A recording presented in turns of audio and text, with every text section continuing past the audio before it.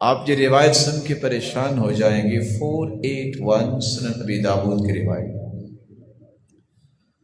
ابو سہل سائب ابن خلاد رضی اللہ تعالی عنہ بیان کرتے ہیں ان رجلا اما قوما فبصق فی القبلہ. ایک شخص امام تھا، اس نے قبلے کی طرف منہ کر کے تھوک دیا. غور کیجئے، ہم تو پرواہ ہی نہیں نہ کرتے، چلتے چلتے قبلے کی طرف بھی تھوک دیتے. قبلے کی طرف تھوک دیا. آپ صلی اللہ علیہ وسلم نے دیکھ لیا. آپ صلی اللہ علیہ وسلم نے فرمایا لا یصلی لکم، یہ امام ہے اور اس کو اتنا ادب نہیں ہے کہ قبلہ رخ ہو کے تھوکا نہیں کرتے، دوبارہ سے اس کو امام نہ بنانا. اس شخص نے نماز پڑھانی چاہیے. فاراد بعد ذلك ان يصلي لهم فمنعوه.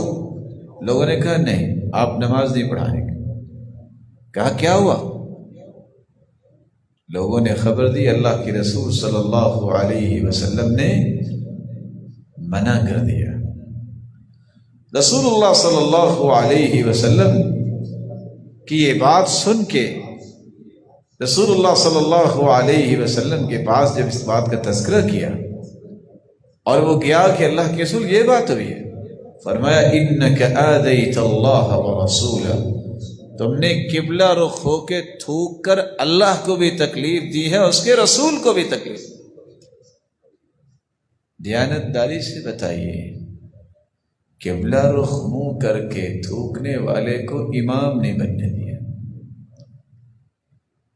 جو شخص اللہ اور اس کے رسول کو تکلیف دینے والا ہو وہ کیسے امام بنے؟ ایک شخص مصلی پہ بھی کھڑا ہوتا ہے اور عیسائیوں کو سینے سے لگاتا ہے، وہ اس لائق ہے کہ مصلی پہ کھڑا ہو؟ وہ تو ڈائریکٹ اللہ کو گالی دے گا، وہ تو ڈائریکٹ اللہ کے بارے میں یہ بات کرتا ہے کہ اللہ کا بیٹا ہے. کس قدر شریعت خوبصورت ہے. اس لیے امام اس کو کہتے ہیں، یہ یاد رہنا چاہیے، جامع خصال الحمید، اچھی خصلتوں کو جمع کرنے والا. اور میں مسئلہ بھی بیان کر دوں میرے بھائی، قبلہ رخ تھوکنا جائز نہیں ہے. صحیح الجامع کی روایت ہے، جو تھوکتا ہے قیامت کو اس کے ماتھے پہ تھوک لٹک رہی ہو.